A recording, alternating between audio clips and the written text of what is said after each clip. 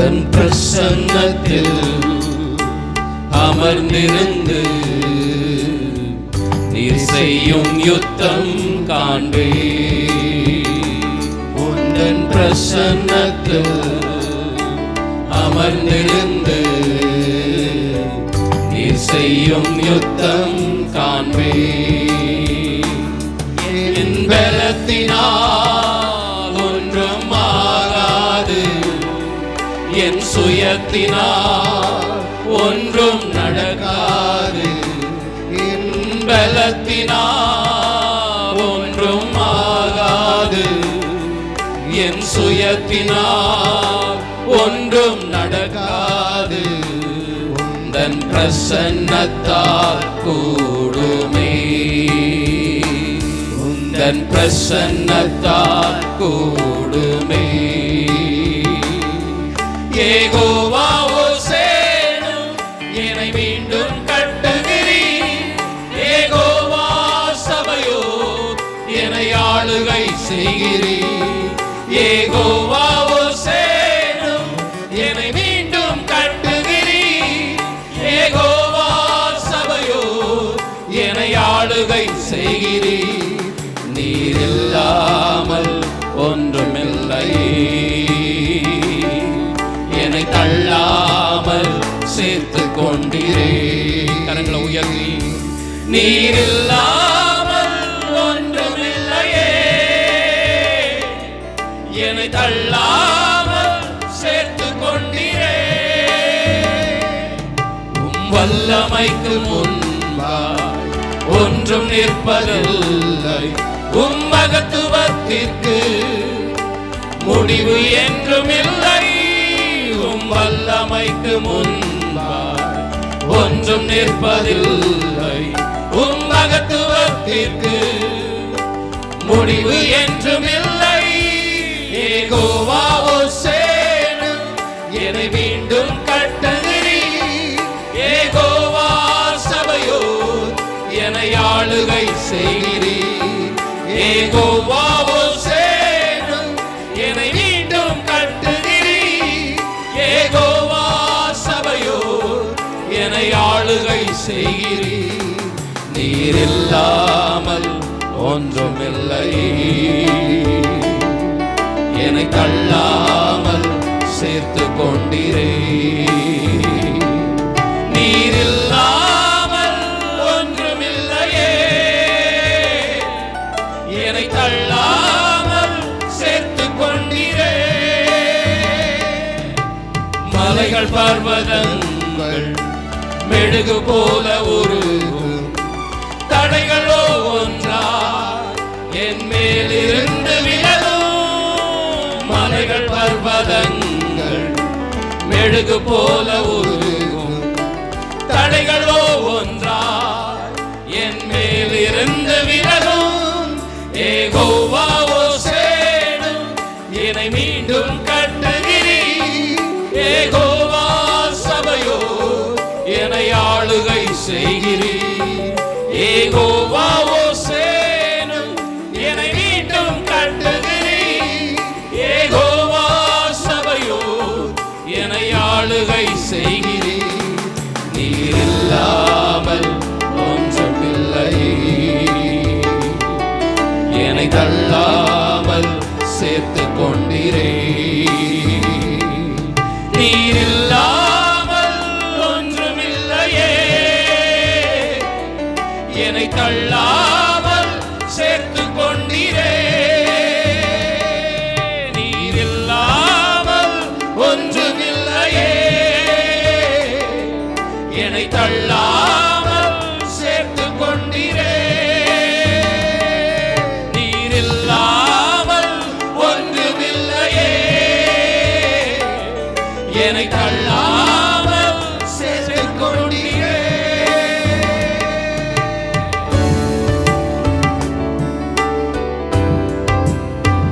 பிதாவாகிய தேவனாலும் கர்த்தராகிய இயேசு கிறிஸ்துவினாலும் கிருபையும் சமாதானமும் உண்டாயிருப்பதாக. ஆமென். பொருளாதாரத்தின் புதிய துவக்க மாதம் இந்த ஏப்ரல் மாதம். கடந்த வாரத்தில் உங்கள் கண்களை ஏறெடுத்து பாருங்கள் என்கிற செய்தியை நாம் தியானித்தோம். த நியூ பிகினிங்ஸ் மந்த், மலர்ச்சியின் மாதம் என்று இந்த ஏப்ரல் மாதத்தை அழைப்பார்கள். மறுபடியும் இந்த ஏப்ரல் மாதத்தை குறித்து இன்ட்ரடக்ஷன் கொடுக்க எனக்கு நேரம் இது போதாது. நீங்கள் இந்த உங்கள் கண்களை ஏறெடுத்து பாருங்கள் என்கிற செய்தியை நீங்கள் கவனித்து கேட்க நான் அன்போடு கூட கேட்டுக்கொள்கிறேன். பொருளாதாரத்தில் ஒரு புதிய எழுச்சி அடைந்தவர்கள் ஒரு புதிய உச்சத்தை அடையக்கூடிய, சுதந்தரிக்கக்கூடிய ஒரு மாதமாக இந்த மாதம் துவங்க, இந்த வருடம் காணப்பட தேவன் நமக்கு கிருபை தருவாராக. நாம் கையிட்டு செய்கிற எல்லா பிரயாசங்களையும் கர்த்தர் ஆசீர்வதிப்பாராக. வேதத்திலே நாம் பார்க்கிறோம், இஸ்ரவேலை ஆசீர்வதிப்பதே கர்த்தருக்கு பிரியமானது. அப்போ ஆசீர்வாதம் என்பது தேவனுக்கு பிரியமான ஒன்று, நம்மை ஆசீர்வதிப்பது. அன்பானவர்களே, நாமும் எதிர்பார்ப்போடு கூட பிரயாசப்படுவோம். பிரகாசமான செழிப்பான வருங்காலத்தை இந்த ஆண்டிலே நாம் சுதந்தரிக்க கர்த்தர் உதவி செய்வாராக. கொஞ்சம் எத்தனை பேர் சத்தமாக ஆமென் சொல்ல கேட்கிறேன். அன்பானவர்களே, நம்முடைய வாழ்க்கையில் முன்னேற்றம் ஏற்பட வேண்டுமானால் வருமானத்தில் பெருக்கம் உண்டாக வேண்டும். சொந்த தொழிலாக இருந்தாலும் சரி, அது ஒரு கம்பெனியில் நம்ம வேலை செய்கிற ஒரு நபராக இருந்தாலும் சரி, அல்லது வருமானத்திற்குரிய எந்த ஒரு பாதையாக இருந்தாலும் சரி, வருமானத்தில் பெருக்கம் உண்டானால் மாத்திரமே நம்முடைய வாழ்க்கை இனிமையாக மாறும். அன்பானவர்களே, விலைவாசி நாளுக்கு நாள் உயர்ந்து கொண்டு இருக்கிறதை பார்த்து கொண்டே இருக்கிறீர்கள். ஆரம்ப நாட்களிலே ஒரு மாத சம்பளம், ஸ்ட்ரைப்பன் அப்படின்னு சொல்லுவாங்க, அந்த ஒரு மாதம் சம்பளம் 380 ரூபாய் வைத்து கொண்டு ஒரு மாதத்தை வாழ ஆண்டவர் எனக்கு உதவி செய்தார். ஆனால் இன்றைக்கு ஒரு நாள் ஒருத்தர் சாப்பிட்றதுக்கு கூட 380 ரூபாய் பத்தாத அளவுக்கு இன்றைக்கு விலைவாசிகள் உயர்ந்திருக்கிறதை நாம் பார்க்கிறோம். ஆனால் நம்முடைய வருமானம் அற்பமானதோ அல்லது ஏராளமானதோ, நம்முடைய வருமானத்திற்கு தக்கபடி சரியான திட்டமிடுதல், மணி மேனேஜ்மெண்ட், சரியான திட்டமிடுதல் இருக்குமானால் வாழ்க்கை இனிமையாக இருக்கும். இந்த மணி மேனேஜ்மெண்ட் என்கிற தலைப்பை பேசணும்னா 10 point, 7 point, 5 point, 4 point, 3 point, நிறைய பாயிண்ட்ஸ் இருக்குது. இந்த பாயிண்ட்ஸ் எல்லாம் பேசுறதுக்கு கண்டிப்பாக இந்த டைம் போதவே போதாது. கொஞ்சம் உலக பிரகாரமான கணக்குகளெல்லாம் விட்டுட்டு வேதம் சொல்லுகிற அந்த பொருளாதார கணக்குகளுக்குரிய வசனங்களை தேடி பார்த்தபோது 100க்கும் மேலான வசனங்கள் இருக்கிறது. ஆண்டவராக இயேசு கிறிஸ்து ஏறத்தாழ 40 உவமைகளை பேசி இருக்கிறார். அந்த 40 உவமைகளில் கவனித்து பார்த்தால் 11 உவமைகள் பணத்தை குறித்தே பேசி இருக்கிறார். அப்படி என்றால் நிச்சயமாகவே பொருளாதாரத்தை குறித்து உலக பிரகாரமான ஒரு விரிவுரை ஆற்ற வேண்டுமானாலும், வேதத்தின்படியான வார்த்தைகளை சொல்ல வேண்டுமானாலும் 45 நிமிடங்கள் போதவே போதாது. ஆனால் நேரம் கருதி கொஞ்சம் பாயிண்ட்டுகளை சுருக்கி உங்கள் மத்தியிலே 3 முக்கியமான குறிப்புகளாய் கொண்டு வந்திருக்கிறேன். முதல் குறிப்பு, உழைக்கும் கரங்கள். பொருளாதார வளர்ச்சிக்கு நான் வைக்கிற முதல் குறிப்பு ஹார்ட் ஒர்க்கிங், கடினமான உழைப்பு. தேவன் மனிதனை படைக்கும் பொழுது அவனை கடினமாக உழைக்கக்கூடிய ஒரு உழைப்பாளியாக படைத்தார். நீங்கள் கவனித்து பார்ப்பீர்களா, ஆண்டவர் ஏதேனை படைக்கிறார். ஏதேனை படைத்து சகல காரியங்களையும் சரிப்படுத்தின பின்பு ஆண்டவர் 6ஆம் நாளிலே மனிதனை படைக்கிறார். அதாவது மனிதனை படைத்த பின்பு அவனுக்குரிய தேவைகளை கர்த்தர் படைக்கவில்லை. மனிதனுக்கு என்னென்ன தேவை, என்னென்ன அவசியம் இருக்கிறது வாழ்வாதாரத்திற்கு, அத்தனையும் முன்னாட்களிலே படைத்துவிட்டு 6ஆம் நாளில் ஆண்டவர் மனிதனை படைத்தார். மனிதன் படைக்கப்பட்ட பின்பு அவன் விதைத்து அவன் அறுத்து சாப்பிட வேண்டும் என்கிற நிலையை ஆண்டவர் வைக்கவில்லை. ஏதேன் தோட்டத்தில் அவன் கண் விழித்து பார்க்கிறான், அவனுக்கு ஆகாரம் ஆயத்தமாக இருக்கிறது. அவனுக்கு ஏதேன் தோட்டமே ஒரு அருமையான வீடாக கர்த்தர் அழகாய் கட்டி வைத்து கொடுத்திருக்கிறார். எல்லாமே அவனுக்கு ஆயத்தமாக இருக்கிறது. ஆனால் கவனியுங்கள், சோம்பேறியாக சும்மா இருக்க தேவன் அந்த ஏதேன் தோட்டத்தில் அவனை வைக்கவில்லை. அவன் ஒரு உழைப்பாளியாக இருக்க வேண்டும், ஹார்ட் ஒர்க்கர், கடினமான வேலை செய்கிறவனாக இருக்க வேண்டும் என்று கர்த்தர் அவனை குறித்து திட்டமிட்டார். வாசிக்கலாம். ஆதியாகமம் 2ஆம் அதிகாரம் 15ஆம் வசனம். தேவனாகிய கர்த்தர் மனுஷனை ஏதேன் தோட்டத்தில் அழைத்து கொண்டு வந்து அதை பண்படுத்தவும் காக்கவும் வைத்தார். ஏதேன் தோட்டத்தை பண்படுத்து, ஏதேன் தோட்டத்தை பாதுகாத்துக்கொள். அவனுக்கு ஒரு டியூட்டி, அவனுக்கு ஒரு வேலையை கர்த்தர் கொடுத்தார். அவன் வேலை செய்துதான் சாப்பிட வேண்டும் என்கிற நிலையே இல்லை. அவன் ஒரு மரத்தண்டை போனால் கனிகள் ஆயத்தமாய் இருக்கிறது. தண்ணீர் அந்த ஏதேன் தோட்டத்திலே ஏராளமாய் தாராளமாய் வருகிறது. புசிக்க, இளைப்பாற, தாகம் தீர்க்க எல்லா வசதிகளும் அவனுக்கு இருக்கிறது. கர்த்தருக்கு ஸ்தோத்திரம். இன்றைக்கு அரசாங்கங்கள் மனிதனுக்கு ஏராளமான இலவசங்களை கொடுத்து அவனை சோம்பேறியாக்குகிறார்கள் என்கிற குற்றச்சாட்டு இருக்கிறது. ஆண்டவர் மனிதனுக்கு இலவசங்களை ஏராளமாக ஏதேன் தோட்டத்தில் வைத்தார். ஆனால் மனிதன் சோம்பேறியாக இருக்க ஆண்டவர் விடவில்லை. அவன் உழைக்க வேண்டும், அவன் வேலை செய்ய வேண்டும் என்கிற ஒரு நியமனத்தை அவனுக்கு ஏற்படுத்தினார். இத்தனைக்கும் நீங்க கவனிச்சு பாருங்க, அவனுக்கு குடும்பம் இல்லை, பிள்ளைகள் இல்லை, எந்த ஒரு அவசியமே இல்லை வேலை செய்வதற்கு. ஆனால் ஆண்டவருக்கு மகிமை உண்டாகட்டும், நீ இந்த ஏதேன் தோட்டத்தை பயன்படுத்து, இதை பண்படுத்து என்று சொல்லி அவனை ஒரு வேலை கொடுத்து அவனை வேலை செய்கிறவனாக வைத்தார். இன்றைக்கும் அருமையானவர்களே, மனிதனுக்கு நிறைய பொறுப்புகள் இருக்கிறது, கடமைகள் இருக்கிறது, தேவைகள் அதிகம் இருக்கிறது, குடும்பம் இருக்கிறது, எதிர்காலத்தை குறித்த ஒரு பயம் நிறைந்த சூழ்நிலை இருக்கிறது, பொருளாதாரத்தை கணக்கிட்டு பார்த்தால் கவலை அளிக்கக்கூடிய ஒன்றாக இருக்கிறது. ஆனால் கடினமாய் வேலை செய்து சரியாக நாம் பணத்தை, நம்முடைய கைகளில் வருகிற பணத்தை நிர்வாகம் செய்யுவோமானால் ஆணித்தரமாய் சொல்லுகிறேன், ஆசீர்வதிக்கிற கர்த்தர் அந்த கொஞ்சத்தையும் திருப்தியாய் இருக்கும்படி ஆசீர்வதிப்பார். ஆமென் சொல்லுங்களேன். ஹல்லேலூயா. அன்பானவர்களை கவனிக்க கேட்கிறேன். ஆண்டவராக இயேசு கிறிஸ்து இந்த உலகத்திலே பிறந்தார். எதற்காக பிறந்தார்? நம்ம எல்லாருக்கும் நன்றாக தெரியும். அவர் மனிதனுடைய பாவத்திலிருந்து மனிதனை மீட்டெடுக்க, அவனை பரலோகத்திற்கு கொண்டு செல்லக்கூடிய ரட்சிப்பின் பணியை நிறைவேற்ற ஆண்டவர் இந்த உலகத்திற்கு வந்தார். பெற்றோரிடம் ஆண்டவர் சொல்லுகிறார், என் பிதாவுக்கு அடுத்த காரியங்களில் நான் இருக்க வேண்டும் என்று உங்களுக்கு தெரியாதா என்று சொல்லுகிறார். சீஷரிடம் சொல்லுகிறார், பிதாவின் சித்தத்தின்படி செய்வதை என்னுடைய போஜனமாய் இருக்கிறது என்று சொல்லுகிறார். ஆனால் வெறும் ஊழியம், ஜபம், பிரசங்கம் என்று அவர் ஓடிக்கொண்டிருக்கவில்லை. அவருடைய வாழ்க்கையை நீங்கள் கவனித்து பார்ப்பீர்களானால் 30 வயதிற்கு முன்பதாக வரைக்கும் குடும்பத்தின் பாரத்தை சுமந்தார்.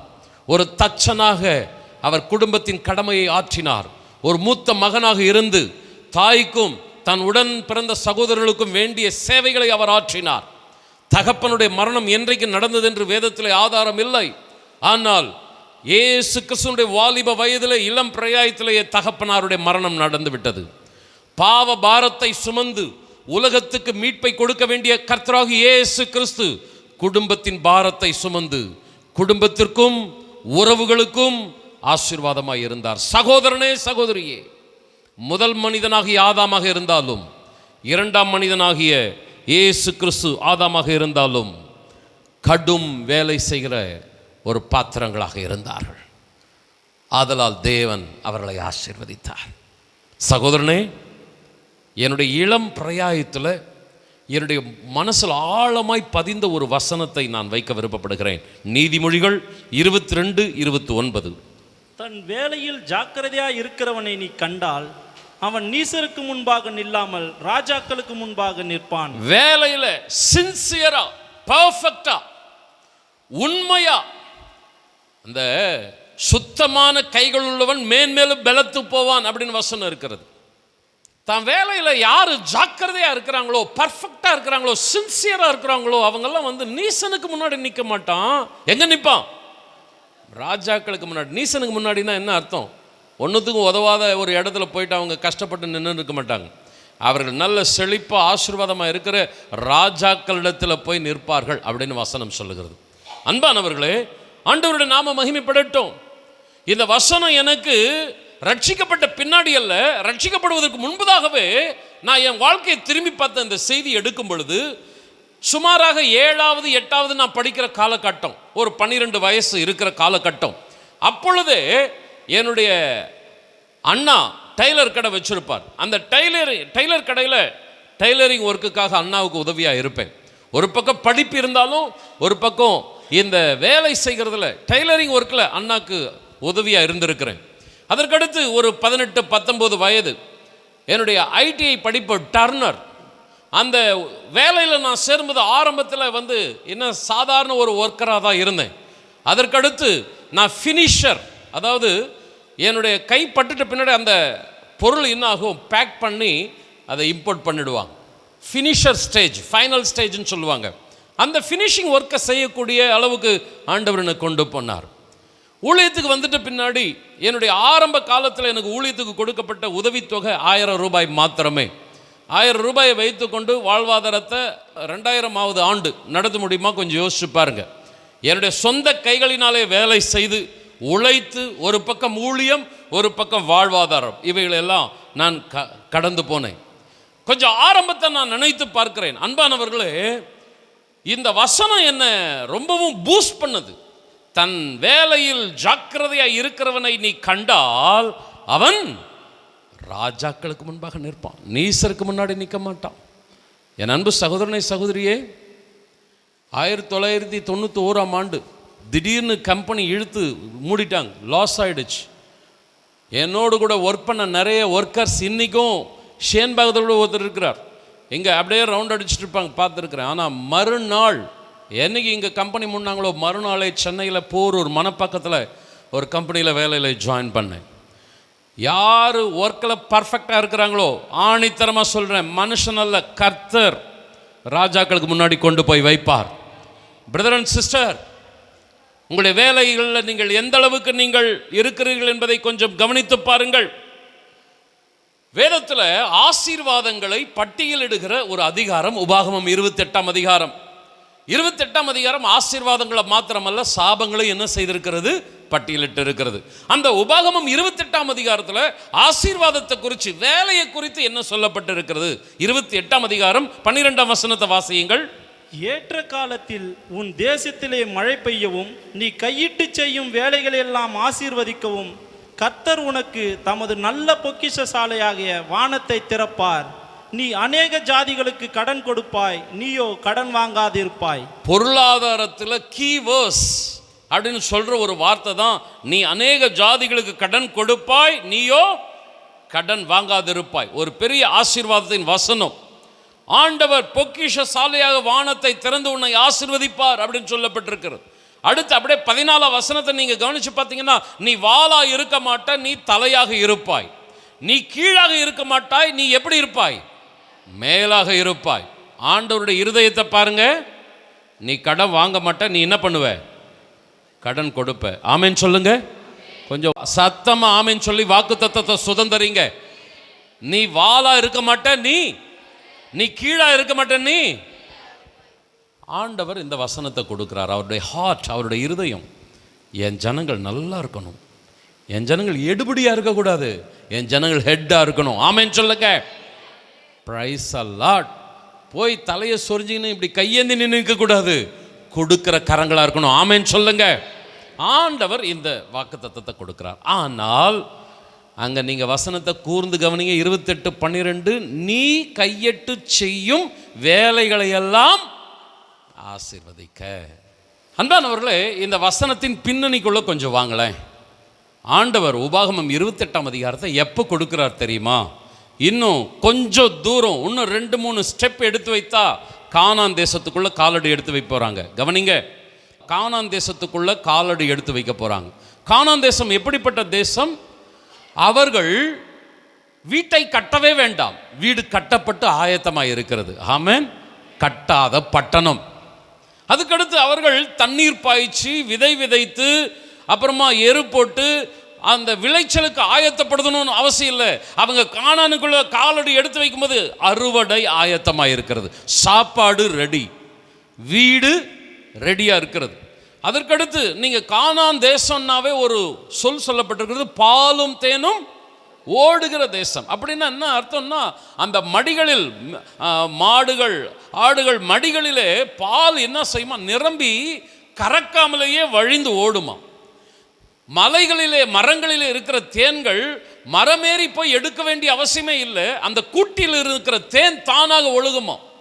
பாலும் தேனும் ஓடுகிற தேசம். எந்த எஃபர்ட்டும் எடுக்கணும்னு அவசியம் இல்லை, போகலாம், பாலை எடுக்கலாம், குடிக்கலாம். மரத்திலிருந்து தேனை எடுக்கலாம், சாப்பிடலாம். அங்கே பழங்கள் எப்படி இருக்குதுன்னா, ஒரு திராட்சை கொலை 2 பேர் தூக்கின்னு போகிற திராட்சை கொலை. ஒரு பழத்தை சாப்பிட்டாவே வயிறு ஃபுல்லாயிடும். வீடு ரெடி, அறுவடைக்கு வயல் நிலங்கள் ரெடி, நல்ல கனி வகைகள் இருக்கிறது, பால் இருக்கிறது, தேன் இருக்கிறது, நல்ல தண்ணீர் ஓடிக்கொண்டு இருக்கிறது. ஆமென் சொல்லுங்க. ஆண்டவர் அந்த கானானுக்குள்ள காலடி எடுத்து வைக்க சொல்றாரு. நீ வாளா இருக்காம நீ எப்படி இருக்கணும்? தலையா இருக்கணும். நீ கீழாக இராம, நீ கடன் வாங்குகிறவனா இராம, ஆனா உனக்கு ஒரு நிபந்தனை. நீ கையிட்டு செய்கிற வேலையிலெல்லாம் நான் உன்னை ஆசீர்வதிக்கும்படி. ஆமென் சொல்லுங்க.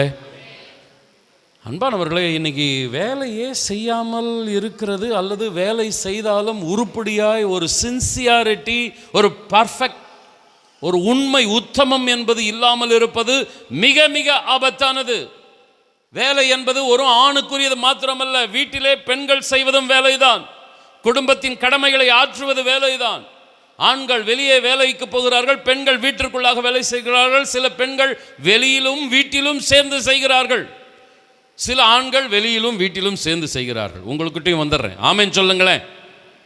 எப்படி வேலை செய்தாலும் யாரையும் ஆண்டவர் சும்மா வைக்கல. நீ கையிட்டு செய்யணும் வேலை, அப்பதான் நான் உன்னை ஆசீர்வதிப்பேன். ஆமென் சொல்லுங்களேன்.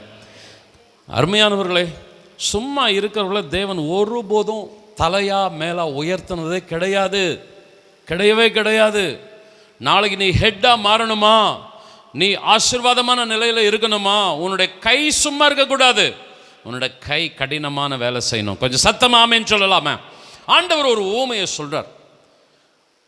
ஒரு எஜமானன் பார்த்துட்டு இருக்கிறான், ஒரு 2-3 பேர் சும்மா நின்றுட்டு இருக்கிறாங்க. ஏப்பா சும்மா நின்றுட்டு இருக்கிறீங்க? எங்களுக்கு யாரும் வேலை தரலைங்க, எனக்கு வேலையும் இல்லை, நாங்கள் வேலை செய்யணும்னு விருப்பப்படுறோம், ஆனால் எங்களுக்கு வேலையே இல்லை. அந்த டைம் என்ன டைம்னா ஈவினிங் 5 o'clock ஷிஃப்ட் முடிகிற டைம், டியூட்டி முடிகிற டைம். ஆனால் இது அந்த எஜமானனுக்கு நிறைய பணம் இருக்குது. அந்த எஜமானம் பாவம் வேலை இல்லாமல் இருக்கிறாங்களே, பாவம் கஷ்டப்படுறாங்களே, அவங்களுக்கு ஏதாவது ஒரு பணத்தை கொடுத்து அனுப்பலான்னு கொடுத்து அனுப்புனாரா? ஐயோயோ ஏழைப்பா, பாவம்பா, கஷ்டம்பா அப்படின்னு கொடுத்து அனுப்புனாரா? போ, ஒரே 1 மணி நேரம் தான் இருக்குது, டியூட்டி 6 மணிக்கு முடிய போது, இப்போ டைம் என்ன? 5 மணி. 1 hour நீ போய் வேலை செய்.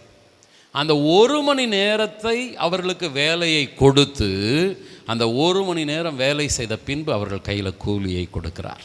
நல்ல எஜமானன் நம்முடைய ஆண்டவர். ஹல்லேலூயா. உலக எஜமானன் ஃப்ராடு பண்ணலாம், 10 முறை சம்பளத்தை மாற்றலாம், நம்ம முன்னேற்றத்தை தடுக்கலாம். நல்ல எஜமானன் கர்த்தர் இருக்கிறார். ஆமென் சொல்லுங்களேன். அவர் கொடுப்பார் கண்டிப்பாக. ஹல்லேலூயா.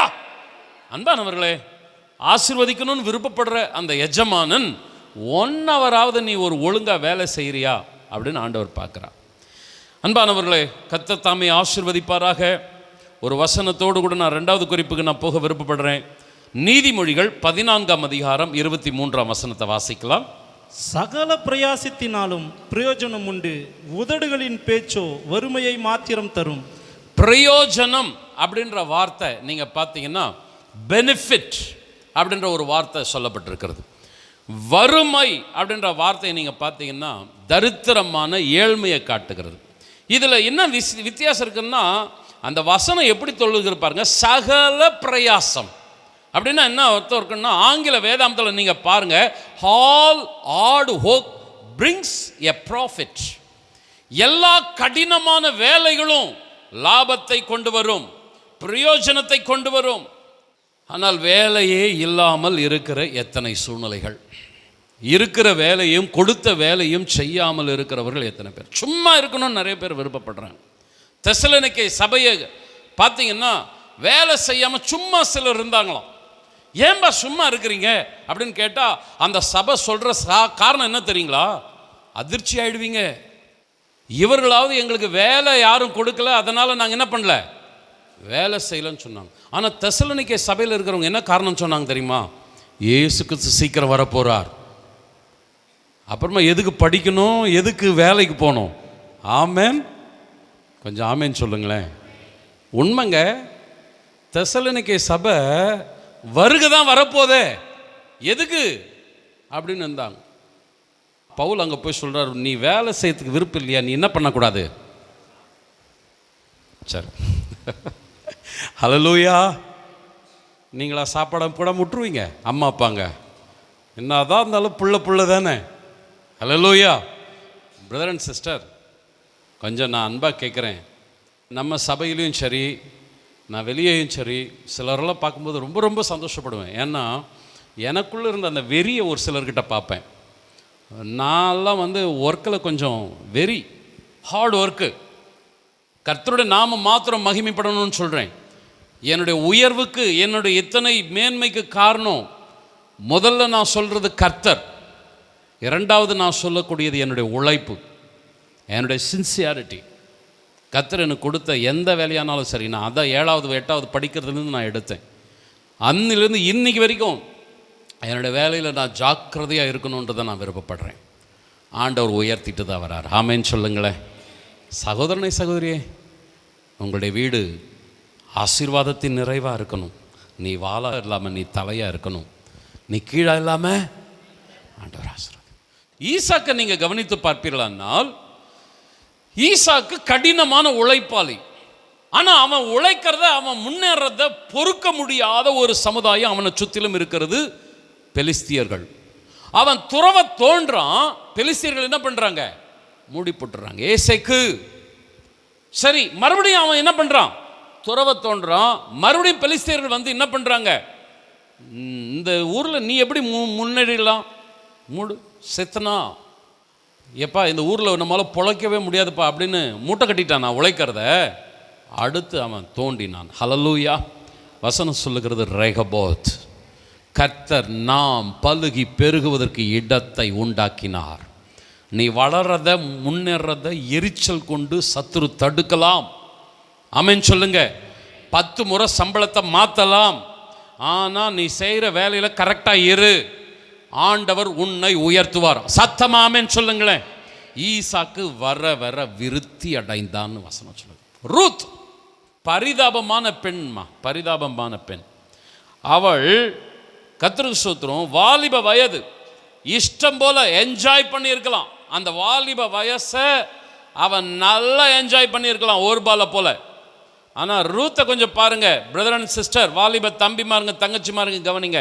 வயசான மாமியார் தன்னோடு கூட இருக்கிறா. அந்த வயசான மாமியாருக்காக இவ என்ன பண்றா? போய் கதிர்களை பொறுக்க போகிறாள். வீட்டுக்குள்ள உக்காந்துட்டு இல்லை, வெயில் தன் மேல படக்கூடாதுன்னு வீட்டுக்குள்ள நிழல இல்லை, வயல்வெளிக்கு போய் சிந்துகிற அந்த கதிர்களை பொறுக்கி கொண்டு தான் மாத்திரம் சாப்பிட்டு திருப்தி அடையாமல் வயதான தன்னுடைய மாமியாருக்கு கொண்டு வந்து கொடுக்கிறாள். ஆமென் சொல்லுங்க.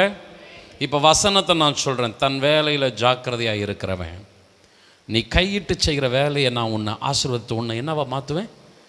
தலையா மேலா. ஆமென். ரூத் ஆரம்பத்தில் எப்படி இருந்தாள்னா பரிதாபமாக இருந்தா. ரூத் 4ஆம் அதிகாரம் அவள் யாரா மாறுறா? எஜமாட்டி, சீமாட்டியா மாறுறா. வசனம் நிறைவேறும். ஆமென். உலக கம்பெனி ஏமாத்தும், மனுஷன் உன்னுடைய வளர்ச்சியை தடுப்பான், கர்த்தரோ தடைகளை உடைப்பார். கரங்களை தட்டி கர்த்தரை மகிமைப்படுத்தலாமா? ஹல்லேலூயா. தாவீதை கொஞ்சம் எடுத்துங்க. அவனுக்கு அவன் வீட்டில் சப்போர்ட்டே கிடையாது. மற்ற பிரதர்ஸ் எல்லாம் நல்ல இராணுவத்தில், நல்ல பொசிஷனில், நல்ல வேலையில் உட்கார வச்ச அவங்க பெற்றோர் தாவீதை மாத்திரம் நீ ஆடு மேய்க்கிறதுக்கு தான்டா லாய்க்கு அப்படின்னு சொல்லி என்ன பண்ணிட்டாங்க? ஆட்டை மேய்க்க விட்டுட்டாங்க. வனாந்தரத்தில் ஆடுகளை மேய்ச்சிட்டு இருந்தான். ஆனால் நீங்கள் கவனித்து பாருங்கள், ஒரு முறை சிங்கம் வந்தது, ஒரு முறை கரடி வந்தது. ஆடை பாதுகாக்கிறதுக்காக தன் உயிரை பணையம் வச்சு சிங்கத்தை கரடி என்ன பண்ணுறான்? வீழ்த்துறான். இது சண்டே கிளாஸ் சப்ஜெக்ட் இல்லைம்மா, வேலையில் கொடுத்த பொறுப்பு. அந்த ஆடு, ஒரு ஆடு கூட சேதமாகாதபடி பத்திரமா பாதுகாக்கிற அந்த பொறுப்பில் தாவீது இருக்கிறான். தான் வேலையில் ரொம்ப ரொம்ப ஜாக்கிரதையாக இருக்கிறான். ராஜாக்களுக்கு முன்னாடி போய் தாவீது நிற்கல, ராஜாவாகவே நிற்கிறான். ஆமென் சொல்லுங்க. நம்ம ஆண்டவரை போல ஆசீர்வதிக்கிற ஆண்டவர், தம்முடைய வார்த்தைகளை நிறைவேற்றுகிற ஆண்டவர். அருமையான சகோதரனை சகோதரியே, இப்போ நான் உங்களுக்கு சொல்கிறேன், இந்த வருஷம், இந்த ஃபினான்ஷியல் இயர், இந்த ஏப்ரல் டு 27 மார்ச் வரைக்கும் கொஞ்சம் ஹார்ட் ஒர்க் பண்ணுங்க. சும்மா இருக்காதீங்க. உங்களுடைய நேரங்களை ஏதாகிலும் ஒரு பிரயோஜனமாக செலவிடுங்க. ஏதேனை போல எல்லா வசதிகளும் உங்கள் வீட்டுக்குள்ளே இருந்தாலும் வேலை செய்ய வேண்டிய அவசியமே இல்லைன்ற சூழ்நிலை காணப்பட்டாலும், கானான் போல இருந்தாலும், ஆண்டவர் என்ன கட்டளை கொடுக்குறான்னா, நீ கையிட்டு வேலை செய், நான் உன்னை என்ன பண்ணுவேன். இரண்டாவது காரியம், செலவும் சேமிப்பும் முதலீடும். உழைப்பது எந்த அளவுக்கு முக்கியமானதோ அந்த அளவுக்கு முக்கியமானது பணத்தை கையாளுதல். எப்படி பணத்தை நம்ம கையாளுறோம், நம்ம கிட்ட வருகிற பணத்தை நம்ம எப்படி பிரித்து அதை நாம் கவனிக்கிறோம், கையாளுகிறோம். இதில் முக்கியமான 3 காரியங்கள்: செலவிடுதல், சேமித்தல், முதலீடு செய்தல். இந்த முதலீடை கூட டெலீட் பண்ணிடலாம். செலவிடுதல், சேமித்தல், இந்த 2 முக்கியமான காரியங்களை ஆண்டவர் தாமே நமக்கு அந்த ஞானத்தை தருவாராக. அருமையானவர்களே, வருமானத்துக்கு கண்டிப்பாக ஒரு செலவு இருக்கிறது. அந்த செலவை நம்ம எப்படி செய்யணும்? தேவையில்லாத செலவுகளை செஞ்சிடக்கூடாது. இல்லாமற் போகும் பொருட்கள் மீது உன் கண்களை பறக்க விடுவானேன், அது ஆகாய மார்க்கமாய் தனக்கு சிறகுகளை உண்டாக்கி கொண்டு பறந்து போய்விடும். அந்த வீட்டில் இருக்குது, இந்த வீட்டில் இருக்குது, என் வீட்டில் இல்லை அப்படின்ட்டு சிலர் தேவையில்லாத பொருட்களை வாங்கி வைத்து கொண்டு அதனாலே கடனாளிகளாக இருக்கிறார்கள். இந்த வீட்டில் வாங்கிட்டாங்க, என் வீட்டில் என்ன பண்ணணும்? அல்லேலூயா. அந்த வீட்டில் 43 இன்ச்சு டிவி இருக்குது, என் வீட்டில் எத்தனை இன்ச்சு டிவி இருக்கணும்? இன்னைக்கு போட்டி போட்டு என்ன பண்ணுறாங்க, அவன் கடைக்காரன் என்ன பண்ணுறான், ₹1 கொடுங்கள், நீங்கள் பொருட்களை அழிச்செல்லுங்கள். கியூவில் போய் நிற்கிறாங்க நம்ம ஆட்கள். செலவிடுதல் ஒரு ஞானம் இல்லாமல் இருக்கிறார்கள். ஞானமாய் செலவிட வேண்டும், சேமிக்க வேண்டும். சேமிக்க வேண்டும் என்கிற காரியத்தில் இன்னொரு கருத்தை கொண்டு வருகிறேன். கருமியை போல இருக்கக்கூடாது. அவசியமான செலவுகளை கண்டிப்பாக செய்தே ஆக வேண்டும். இந்த காரியத்தை கொஞ்சம் நீங்கள் புரிந்து கொள்ள நான் வசனங்களுக்குள்ள நான் கடந்து போக விரும்புகிறேன். நமது உணவு, நமது உடை, நமக்கு தேவையான படிப்பு, ஆகாரம், தேவையான சகல காரியங்களிலும் கண்டிப்பாக ஞானமாக நம்ம செலவிடணும். மொத்தத்தையும் செலவிடக்கூடாது. நம்முடைய வருமானம் ஒரு 10,000ன்னா 10,000த்தையும் காலி பண்ணிட்டு 15ஆம் தேதி ஆனால் யார்கிட்டயாவது போய் கடன் வாங்குறதுக்கு நிற்கக்கூடாது. என்னதான் சம்பளமாக இருந்தாலும் உங்களுடைய கரங்களில் ஒரு சொற்பமான அளவு ஒரு சேமிப்பு இருக்க வேண்டும். சேமிப்பு இல்லாவிட்டால் உங்களுடைய வாழ்க்கையில் எந்த விதத்திலும் என்ன பண்ண முடியாது, ஒரு ஆசீர்வாதத்தை கொண்டு வர முடியாது. சிபில் ஸ்கோர் அப்படின்னு சொல்கிறாங்க. சிபில் ஸ்கோர், நீ எங்கேயாவது போய் கடன் கேட்டீங்கன்னு வச்சுங்களேன், முதல்ல உங்களை கேட்பாங்க, உங்கள் மொபைல் நம்பர் கொண்டு சொல்லுங்க அப்படின்வாங்க. உங்கள் மொபைல் நம்பரை போட்டு உங்களை பார்த்தா உங்களுக்கு கொடுக்கலாமா வானாவான்னு அவங்களே முடிவெடுத்துருவாங்க. அப்படின்னா என்ன? சிபில் ஸ்கோர்னா என்ன? உன்னுடைய இன்கம் சோர்ஸ் என்ன, நீ என்ன செலவு பண்ணுற, எவ்வளவு கையில் மீதி வச்சிருக்கிற, இதுதான் சிபில். மணி மேனேஜ்மெண்ட்ன்றது என்ன? உன் கையில் எவ்வளோ மீதி பணம் வச்சிருக்கிற. அப்போது உன்னுடைய வருமானத்தை நீ கரெக்டாக கையாளுகிறன்னு உன்னை பற்றி பேங்க் தெரிஞ்சிச்சுன்னு வச்சிங்களேன், நீங்கள் கேட்குற பணத்தை கொடுப்பாங்க. ஆமேன்னு சொல்லுங்க, கொஞ்சம் ஆமேன்னு சொல்லுங்களேன். உன்னுடைய வருமானம் கூட, நீ ப்ரைவேட் சேலரியாக இருக்கட்டும், நீ பிஸ்னஸாக இருக்கட்டும், அதெல்லாம் கூட இருக்கட்டும், அந்த சிபிலை பார்ப்பான். அந்த சிபிலில் ஓகே, இவனுடைய மணி இன்கம் இவ்வளோ இருக்குது, இவன் இவ்வளோ செலவு பண்ணுறான், இவ்வளோ மீதத்தை வச்சு பேலன்ஸ் பண்ணுறான், இவனுக்கு இந்த பேலன்ஸுக்கு அளவு இவனுக்கு லோனை கொடுக்கலாம். அன்பானவர்களே, ஆண்டவர் என்ன சொல்கிறார் பாருங்க, நீதிமொழிகள் 21:20. வேண்டிய திரவியமும் எண்ணெயும் ஞானவானுடைய வாசஸ்தலத்தில் உண்டு, மூடனோ அதை செலவழித்து போடுகிறான். ஞானவான், ஒரு ஞானமாய் வாழுகிறவன் என்ன செய்வான்னா, வேண்டிய திரவியம் எண்ணெய் அவனுடைய வீட்டில் இருக்குமா, தேவையான பொருட்கள் கரெக்டாக அவனுடைய வீட்டில் இருக்குமா. ஆனால் இந்த வசனத்தின் 2ஆம் பகுதி பாருங்க, மூடனோ அதை என்ன பண்ணுறான், செலவழிச்சு போட்டுறான். அவன் கையில் ஒன்றுமே இல்லாதபடி செலவழிச்சு போட்டுறான்.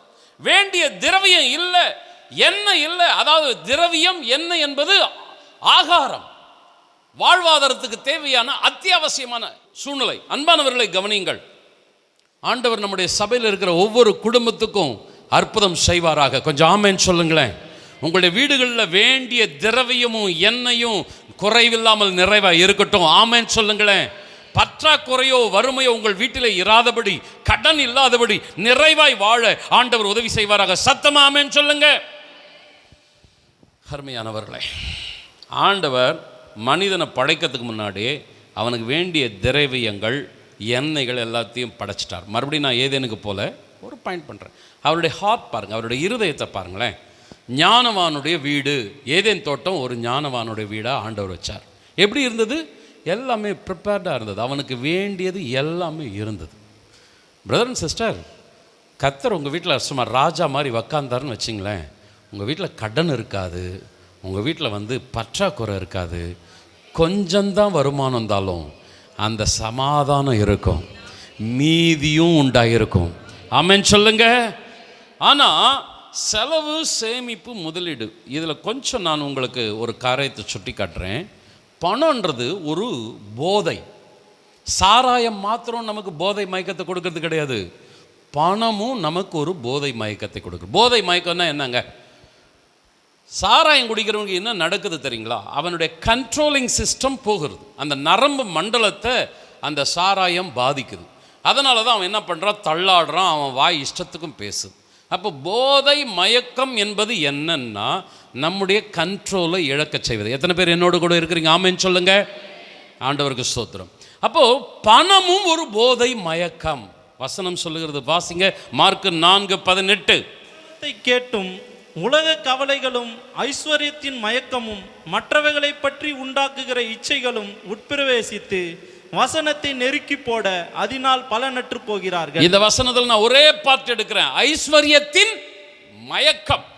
பணம் ஒரு மதிமயங்க செய்யக்கூடிய ஒன்று. நம்முடைய கண்ட்ரோலிங் சிஸ்டத்தை அது பலவீனப்படுத்துகிறது. கொஞ்சம் கூர்மையை கேளுங்கள், கர்த்தர் உதவி செய்வாராக. கிறிஸ்தவ வாழ்க்கையின் அஸ்திபாரம் என்பது விசுவாசம், நம்பிக்கை. நம்முடைய நம்பிக்கை யார் மேலே இருக்கணும்? நம்முடைய விசுவாசம் யார் மேலே இருக்கணும்னா தேவன் மீது மாத்திரம்தான் இருக்கணும். ஆமென் சொல்லுங்களேன்.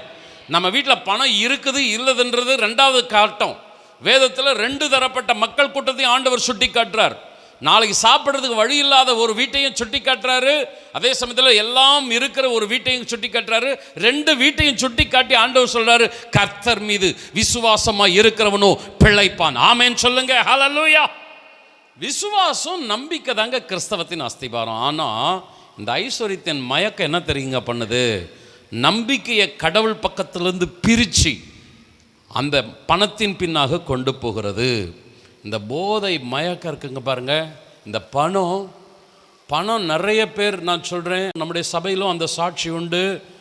கடன் பிரச்சனையில் உண்மையாக இருந்த நிறைய பேர் கொஞ்சம் பணம் பெருகின பின்பு அவர்களிடத்தில் உண்மை குறைந்து போனது. கர்த்தருக்கு ஸ்தோத்திரம். போதை மயக்கம். தேவன் மீது இருக்கிற விசுவாசத்தை சிலர் இழந்திருக்கிறார்கள், தடுமாறி இருக்கிறார்கள். கர்த்தர் உதவி செய்வாராக. ஆமென் சொல்லுங்களேன். எப்படி குறைவில் நான் உண்மையாக இருந்தேனோ, ஆமென், வறுமையில் உண்மையாக இருந்தேனோ, கொஞ்சத்தில் உண்மையாக இருந்தேனோ, அநேகத்திலும் நான் உண்மையாக இருக்க வேண்டும். சத்தமா ஆமென் சொல்லுங்க. எனக்கு தெரிஞ்ச ஒரு பிரதர் இருக்கிறார், நல்ல பிஸ்னஸ்மேன், அருமையான பிஸ்னஸ்மேன்.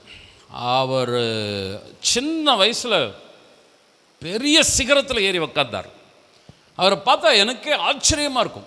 நான் தான் முதல்ல சொன்னேன் இல்லைங்களா, இந்த ஹார்ட் ஒர்க்கரை பார்த்தா எனக்கு ரொம்ப பிடிக்கும். அவரை பார்த்தா ரொம்ப பிடிக்கும்.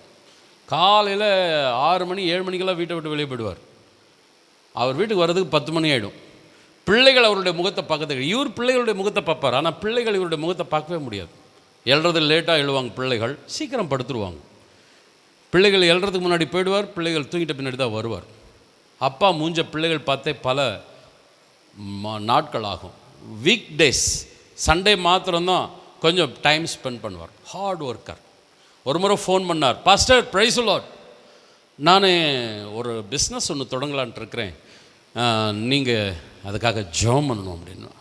அப்போ நான் கேட்டேன், சரி ஜெபம் பண்ணுறேன் பிரதர், என்ன பிஸ்னஸ் சொல்லுங்கள், அந்த பிஸ்னஸ்க்காக நான் ஜெபம் பண்ணுறேன், சொல்லி நான் ஜெபம் பண்ணுறேன் அப்படின்னு.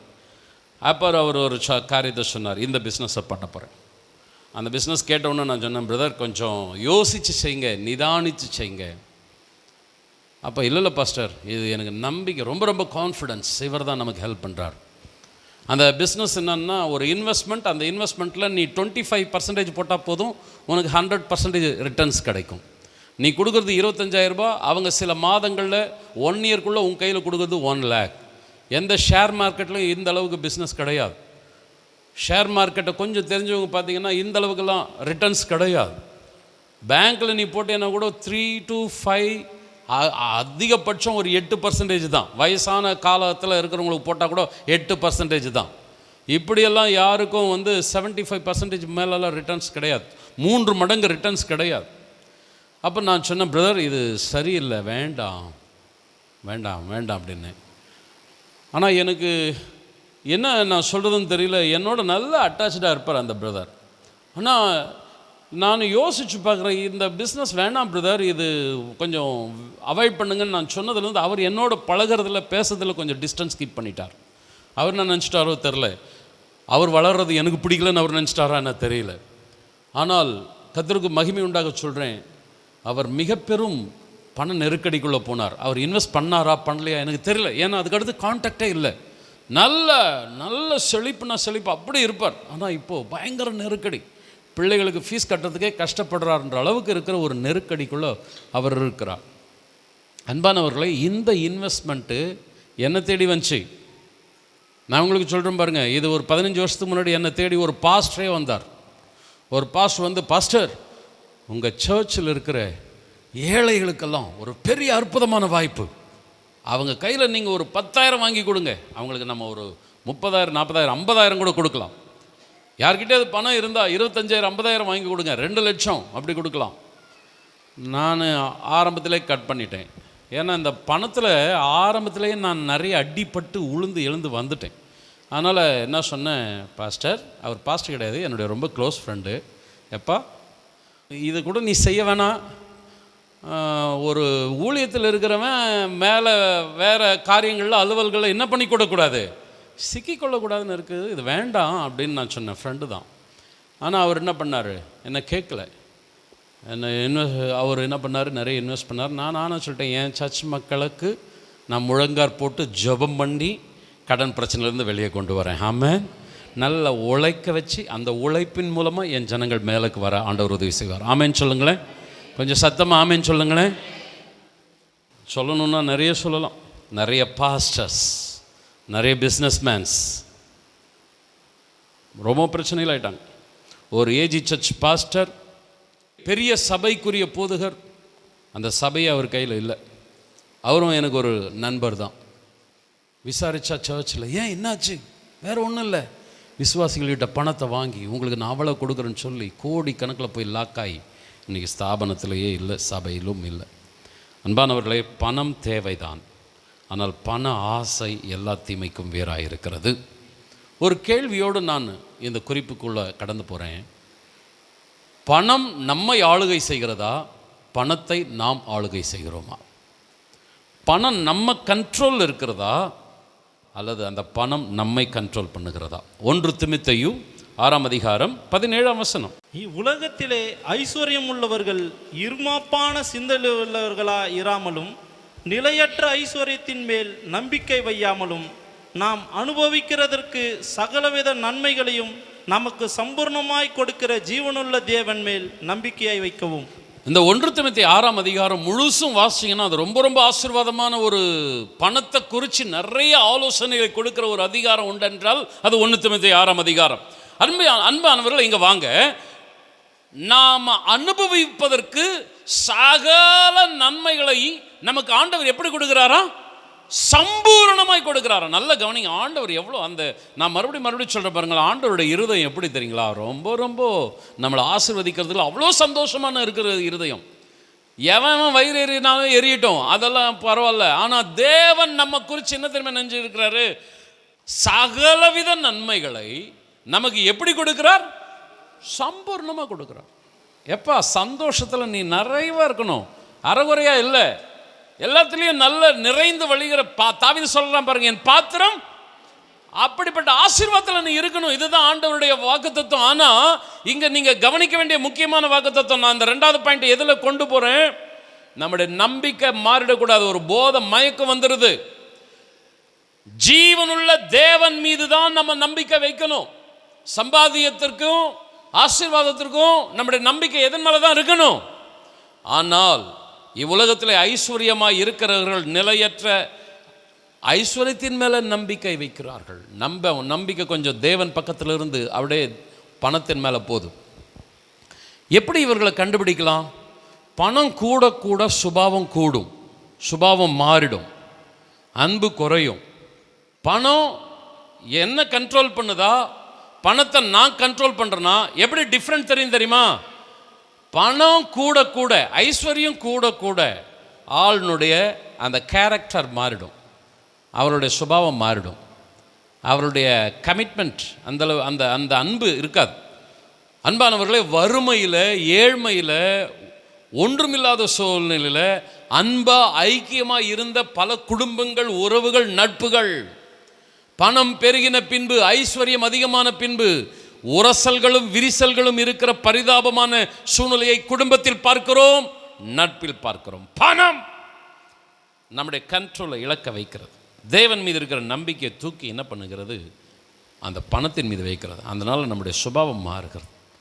அதிகமான பணத்தை வச்சுட்டு பாதாளத்துக்கு போகிறத காட்டிலும் குறைவான, அவசியமான, தேவையான, சொல்லப்போனால் ஒரு தரித்திரனை போல இருந்துகிட்டு அந்த அந்த லாசரு பரலோகத்துக்கு ஆபிரகாம் மடிக்க போனான் பாருங்க, ஆசீர்வாதமானது. ஹல்லேலூயா. நிறைய பணத்தை வச்சுக்கிட்டு பாதாளத்துக்கு போகிறத காட்டிலும், அதுக்காக பணம் பாவம் நான் சொல்லலை, பணம் ஆசீர்வாதமானதே. பூமியும் அது நிறைவும் ஆண்டவர் ஆசீர்வதிக்கிறார். பட் கண்ட்ரோல் யார்கிட்ட இருக்குதுன்னு கொஞ்சம் பாருங்கள். நிறைய பேர் இந்த நீதிமொழிகள் 30ஆம் அதிகாரம் 9ஆம் வசனத்தை தப்பான வசனம் சொல்லுவாங்க. நான் பரிபூரணம் அடைகிறதுனால் மறுதலித்து கர்த்தர் யார் என்று சொல்லாதபடிக்கும், தரித்திரம் படுகிறதுனால் திருடி தேவனுடைய நாமத்தை வீணிலே வழங்காதபடிக்கும், என் படியை எனக்கு அளந்து எனக்கு என்ன தேவையோ அதை கூட ஆண்டவரே, இது தப்பான ஜெபம் அப்படின்னு சொல்லுவாங்க. பணக்காரர்களுக்கெல்லாம் இந்த வசனம் பிடிக்காது. என் படியை அளந்து என்னை போஷித்தரலாம். இல்லை இல்லை, இன்வெஸ்ட் பண்ணு, எவ்வளோ சம்பாரிச்சாலும் இன்னும் சம்பாரி, இன்னும் போ, இன்னும் ஓடு, தப்பே கிடையாது. நான் சொல்கிறேன் பாருங்க, உங்களுக்கு நிறைய பணம் கூடுவதனால அது தப்பே கிடையாது. பட் உங்களுடைய சுபாவம் எப்படி இருக்குது பாருங்க, இன்வெஸ்ட்மெண்ட் என்ன பண்ணுறீங்கன்னு பாருங்க, அதை நீங்கள் கொஞ்சம் கவனிக்கணும். பணம் உங்களுடைய சுபாவத்தை மாற்றிச்சுன்னா இந்த ஜெபம் சரியான ஜெபம். நான் இந்த ஜெபத்தை பண்ணுவேன், ஆண்டவரே எனக்கு நிறைய பணம் வந்து ஒருவேளை நான் ஆள் மாறுற மாதிரி இருக்குமானா, பதவி வந்து எனக்கு சுபாவம் மாறுற மாதிரி இருந்தால் எனக்கு அந்த பணமும் பதவியும் எனக்கு வேணாம் ஆண்டவரே. ஆமென் சொல்லுங்களேன். நானாகவே இருந்து சாதாரண நிலையிலே இருந்து பத்திரமாக பரலோகத்துக்கு வந்துடணும். ஆமென் சொல்லுங்களேன். அன்பானவர்களே, ஒரு வாலிபன் ஆண்டவர்கிட்ட வரான். வந்துட்டு அவனுடைய ஆவியில் ஆண்டவர் பேசிகிட்டே இருக்கிறாருப்பா, நீ இன்னும் கொஞ்சம் பர்ஃபெக்ட் ஆகணும். ஏன்னா ஒழுங்காக அவன் சர்ச்சுக்கு வர்றவன், பக்காவாக பைபிள் படிக்கிறவன், அம்மா அப்பாவுக்கு ரொம்ப ரொம்ப கனத்தை கொடுக்குற பிள்ளை. சபையில் அந்த மாதிரி ஒரு பிள்ளையை தேடி பிடித்து கண்டுபிடிக்கிறது ரொம்ப ரொம்ப கஷ்டம். ஆனால் அந்த பிள்ளைக்குள்ள ஆவியானவர் கிரியை செஞ்சுட்டு இருக்கிறார். ஆமேன் சொல்லுங்க, கொஞ்சம் ஆமேன் சொல்லுங்க. அந்த பிள்ளைக்குள்ள ஆவியானவர் கிரியை செஞ்சுட்டு இருக்கிறாரு. உங்ககிட்ட இன்னும் ஒரு குறை இருக்குது, உங்ககிட்ட இன்னும் ஒரு குறை இருக்குது. அந்த என்ன குறைன்னு அவனுக்கு தெரியல. ஒரு முறை ஆண்டவர் பிரசங்கம் பண்ணிட்டு இருக்கிறார்.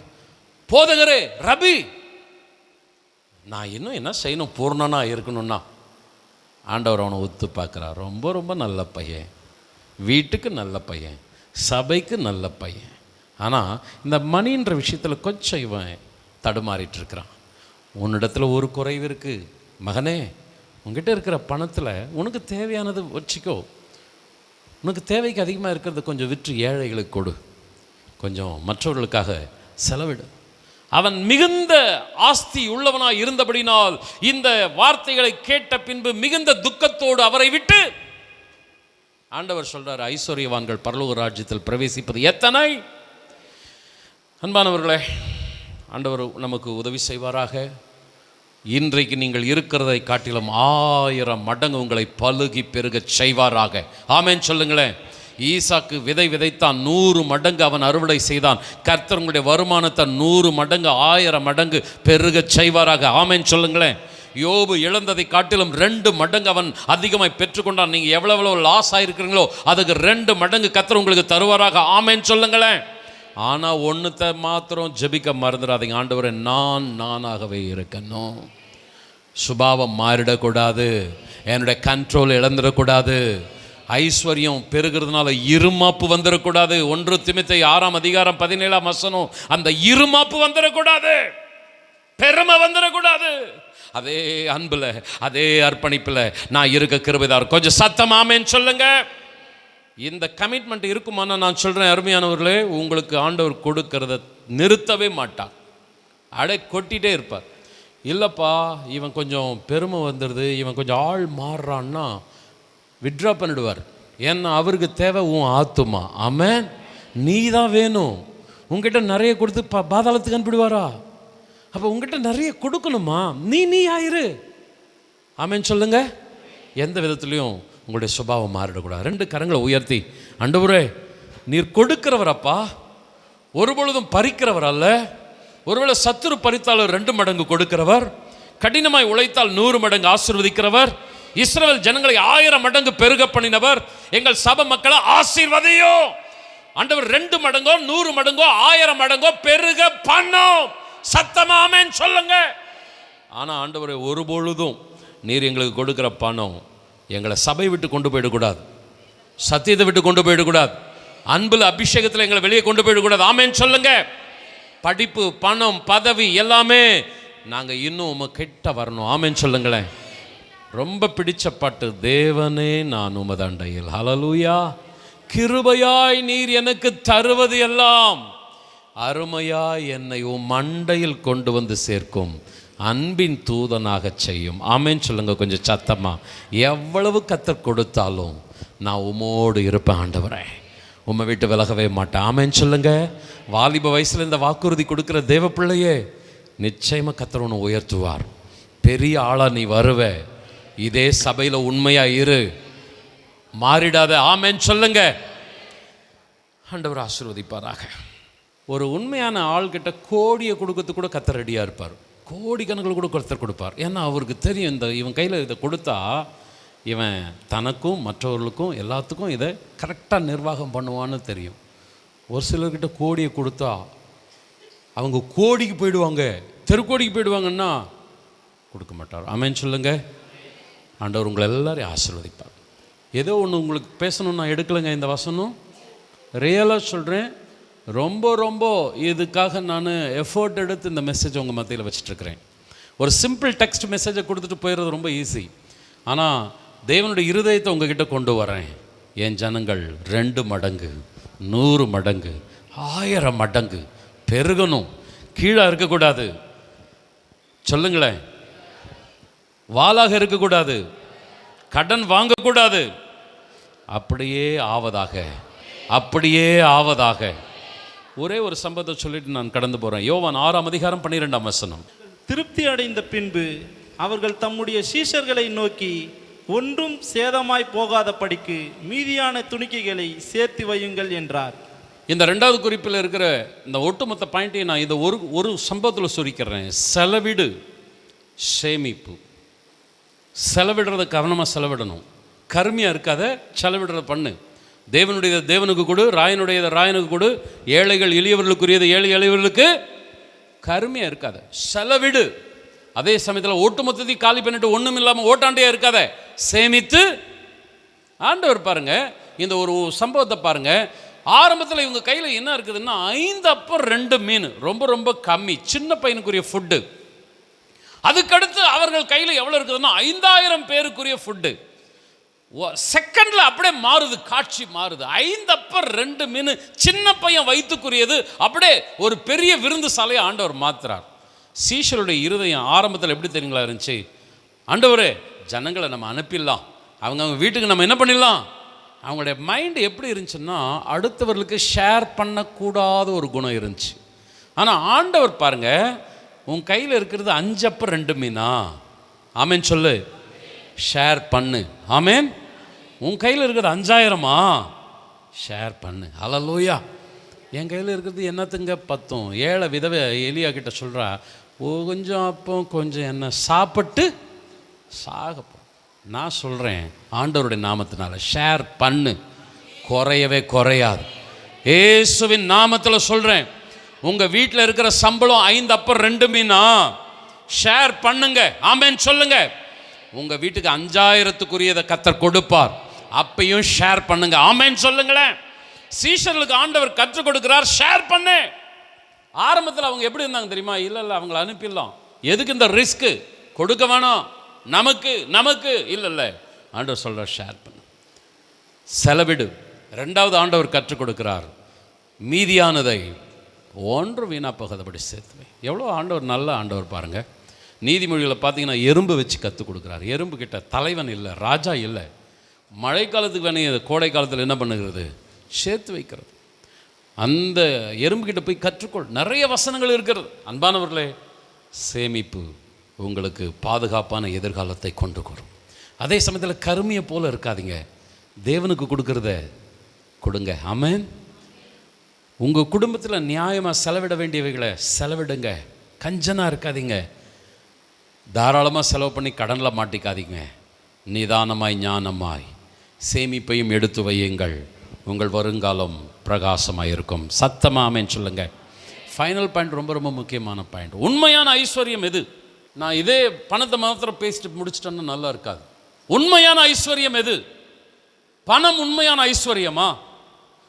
நம்முடைய தமிழ் ஒரு சான்றோர் மொழி இருக்கிறது, நோயற்ற வாழ்வே குறைவற்ற செல்வம். நோய் இல்லாத வாழ்க்கை. நோய் என்பது சரீரத்தில் மாத்திரமல்ல, வாழ்க்கையில் நோய். வாழ்க்கையில் சந்தோஷம் இல்லை, சமாதானம் இல்லை, நிம்மதி இல்லை. பணம் இருக்குது, பணக்காரன் கிடையாது. சரீரத்தில் 1008 வியாதி கிடக்குது, சமாதான சந்தோஷம் கிடையாது. இது அல்லப்பா செல்வம். உன்னுடைய சரீரத்தில் ஆரோக்கியம், உன் வீட்டுக்குள்ள சமாதானம், இதுதான் குறைவற்ற செல்வம். சத்தமா ஆமென் சொல்லுங்க. உன் அலங்கத்திற்குள்ளே சுகமும், உன் அரமனைகளுக்குள்ளே, இது தாங்க செல்வம். அருமையானவர்களே, பிரசங்கி 5:10 நான் கொஞ்சம் வேகமாக நானே வாசிடுறேன். பணப்பிரியன் பணத்தினால் திருப்தி அடைவதில்லை, செல்வப்பிரியன் செல்வ பெருக்கினால் திருப்தி அடைவதில்லை. இதுவும் மாய. பணம் நிறைய வந்துச்சு, திருப்தியாக இருக்கிறானா? இருக்கிற பணக்காரனை பாருங்க, நிம்மதியாகவே இருக்க மாட்டாம. இன்னும் தப்பே கிடையாது, சம்பாரி, நீ எவ்வளோன்னா சம்பாரி. ஆனால் அடுத்தவருடைய பணத்தை எடுத்து உன் பாக்கெட்டுக்குள்ளே போடுறது போல ஒரு அநியாயத்தை எழுப்பையானா ஒரு நாள் வரும், உன் பாக்கெட்லேருந்து வெளியே போயிடும். அது 11ஆம் வசனம் பாருங்க. பொருள் பெருகினால் அதை தின்கிறவர்களும். நீங்கள் நல்லா கவனிச்சு பாருங்க. உங்களுக்கு நிறைய வருமானம் இல்லாமல் ரொம்ப கஷ்டமாக இருக்கிறீங்கன்னா யாரும் உங்கள் வீட்டை எட்டி கூட என்ன பண்ண மாட்டாங்க. ஆமாம், கர்த்தர் நல்ல வேலையை கொடுத்துட்டார், வாழ்க்கை கொடுத்துட்டாருன்னா சுற்றி வருவாங்க. பணம் வரும், அதை தின்கிறவர்களும் வருவார்கள். தோத்திரம். நீ விரும்பலையானா கூட அது உன் பேக்கெட்லேருந்து என்ன பண்ணும்? அது இது ஒரு லாங்க, இது ஒரு சட்டங்க. ஏன்னா ஆண்டவர் ஒருத்தனுக்கே எல்லாத்தையும் வச்சுனுக்க கூடாது, அதை ஷேர் பண்ணுன்றது தேவனுடைய திட்டம். சரி, உலகம் எப்படின்னா போட்டோம், விசுவாசிகளாகிய நமக்கு நல்லா தெரியணும் உண்மையான ஐஸ்வர்யம் எது தெரியுமா? பணம் கிடையாது. அதனால் அவன் திருப்தி அடையிறது கிடையாது. ஒருத்தன் நிறைய கட்டி வச்சு ஆத்மாவே நீ சந்தோஷமா தலைமை துறமையாக உக்காந்து என்ன பண்ணு, அவனுக்கு தெரியுதா பாருங்க. உடம்புக்கு தான் அது, ஆத்மான்னு ஒன்று இருக்குது. அந்த ஆத்மா அதுக்கு கிடையாது. பணத்தினால் ஆத்மா திருப்தி அடையாது. பணப்பிரியம் பணத்தினால திருப்தி அடையிறது கிடையாது. ஏன்னா அவனுடைய ஆத்மாவை திருப்திப்படுத்துகிற ஒன்றே ஒன்று கர்த்தருடைய சமூகம். ஹல்லேலூயா.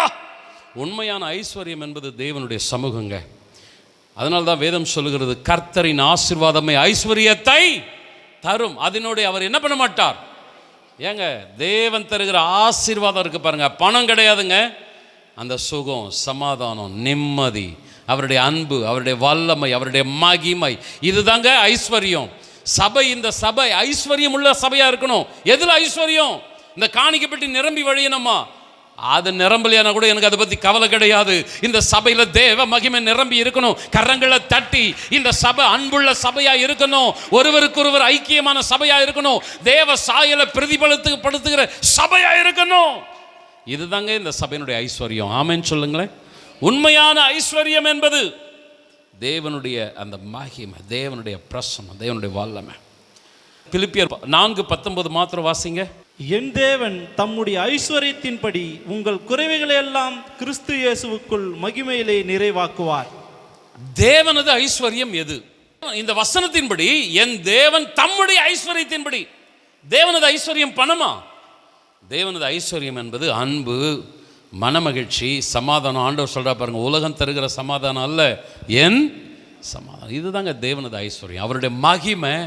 அவர் இந்த உலகத்தை, பரலோகத்தை விட்டு பூமிக்கு இறங்கி வந்தார் பாருங்க. எதுக்கு இறங்கி வந்தார்? அவர் ஐஸ்வர்யவனாக இருந்தார். அவர் தரித்திரரானார். எதில் தரித்திரரானார்? அடிமை சாயல், மனுஷனா மாறினார். அவர் எதில் ஐஸ்வர்யம்? தேவ சமூகம், தேவ சாயல். சபைக்கு எதுங்க உண்மையான ஐஸ்வர்யம்? நீங்களும் நானும் நாளுக்கு நாள் தேவனை போல மாறுவதே உண்மையான ஐஸ்வர்யம். ஆமென். கொஞ்சம் சத்தமா ஆமென் சொல்லுங்களேன். இந்த ஐஸ்வர்யத்தில் நம்ம பெருகணும். அந்த தரித்திரனை பாருங்க, அந்த பணக்காரங்கிட்ட நிறைய பணம் இருந்துச்சு. இந்த தரித்திரங்கிட்ட சாப்பிட்றதுக்கு சாப்பாடு கூட இல்லை. ஆனால் தேவ சமூகத்தின் அந்த அன்பு, அந்த சாயல், அவன் தாங்க தேவனுடைய ராஜ்யத்துக்குள்ளே போனான். ஒரு நாள் வரப்போகிறது, 1 யோவான் 2:17 சொல்லுகிறது, உலகம் அதன் ஆசை இச்சை ஒழிந்து போகும், தேவனுடைய சித்தத்தின்படி செய்கிறவனோ என்றென்றைக்கும் நிலைத்திருப்பான். கண்களை மூடி எல்லாரும் கர்த்தரை நோக்கி பார்க்கலாமா? ஒரு நாள் வரப்போகிறது, பணம், வெள்ளி, தங்கம் இவைகளெல்லாம் குப்பைகள் போல குவிந்து கிடக்க போகிறது. ஒரு நாள் வரப்போகிறது. அந்த காலம் உலகத்தின் அழிவு காலம். ஆனால் அந்த காலம் வருவதற்கு முன்பதாகவே தேவன் சபையை வந்து எடுத்துக் கொள்ளுவார். அருமையானவர்களே, பணம், பொன், வெள்ளி இவைகளெல்லாம் குப்பை மாதிரி இருக்க போகிறது. எது மனுஷன் ஐஸ்வர்யன் வைத்திருந்தானோ அதெல்லாம் குப்பை மாதிரி இருக்க போகிறது. இதெல்லாமே அழிந்து ஒளிந்து போக போகிறது. ஆனால் ஒருத்தன் மாத்திரம் இம்மையிலும் மறுமையிலும் ஐஸ்வர்யம் உள்ளவனாக இருப்பான். அவன் யாருன்னா, தேவனுடைய சித்தத்தின்படி செய்கிறவனோ. இம்மையிலும் அவன் எப்படி இருப்பான்னா, மன நிறைவாக இருப்பான். உயர்ந்தாலும் தாழ்ந்தாலும் எந்த நிலையிலும் மன ரம்யமாக. கொஞ்சம் கண்களை மூடி கரங்களை உயர்த்தி, தகப்பனே இந்த ஐஸ்வர்யத்தை எங்களுக்கு தாருமப்பா. கொஞ்சம் எத்தனை பேர் பாரத்தோடு ஜெபம் பண்ணுறீங்க? நாங்கள் கடன் வாங்கக்கூடாது, நாங்கள் ஆண்டவரே எடுபடி மாதிரி இருக்கக்கூடாது, எங்களுடைய வேலை ஸ்தலத்தில் எங்களுக்கு வர வேண்டிய இன்க்ரிமெண்ட்ஸ் வரணும், ப்ரொமோஷன்ஸ் வரணும். ஆண்டவரே எங்களை கர்த்தர் நீர் உயர்த்த வல்லவராக இருக்கிறீர், எங்களுடைய பிஸ்னஸை கர்த்தர் ஆசீர்வதியும். ஆண்டவரே 100 மடங்கு 1000 மடங்கு என்கிற பலனை தாரும். சிலர்லாம் நிறைய காரியங்களை இழந்திருக்கிறாங்க, சொத்துக்களை இழந்திருக்கிறாங்க, அநியாய வட்டியினால் ஆண்டவரே பணத்தை இழந்திருக்கிறாங்க. இழந்ததை 2 மடங்கா திரும்பி தாரும். கரங்களை தட்டி இயேசுவின் நாமத்தினால, இயேசுவின் நாமத்தினால. இந்த ஐஸ்வர்யத்தில் மாத்திரம் நாங்கள் நிறைவாக இருக்கக்கூடாது. தேவனது ஐஸ்வர்யம், அந்த அன்பில், அந்த வல்லமையில், அந்த மகிமையில் ஆண்டவரே, அந்த ஆண்டவரே சந்தோஷத்தில், சமாதானத்தில் ஆண்டவரே நாங்கள் நிறைந்து வழியணும் அப்பா. ஆண்டவரே ஐஸ்வர்யத்தை சம்பாதிக்கிறதுக்குரிய பலனை தருகிறவர் நீர்தான், ஞானத்தை தருகிறவர் நீர்தான், சகல விதமான நன்மைகளை அனுபவிப்பதற்கு உதவி செய்கிறவர் நீர்தான். ஆண்டவரே எங்களுடைய கரங்கள் உண்மையாக இருக்கணும். கொஞ்சம் 2 கரங்களை கொஞ்சம் தேவனுக்கு நேராக உயர்த்தி, எங்களுடைய கரங்கள் உண்மையாக இருக்கணும். ஆண்டவர் உழைக்கும் கரங்கள், உண்மையுள்ள கரங்கள் ஆண்டவரை மென்மேலும் பலக்கும். அருமையானவர்களே, ஆண்டவர் ஒரு இடத்துல சொல்றார், கொஞ்சத்தில் நீ உண்மையாக இருந்தாய், இதோ அநேகத்துக்கு நீ அதிகாரியாய். எஜமானுடைய சந்தோஷத்துக்குள்ளே பிரவேசி.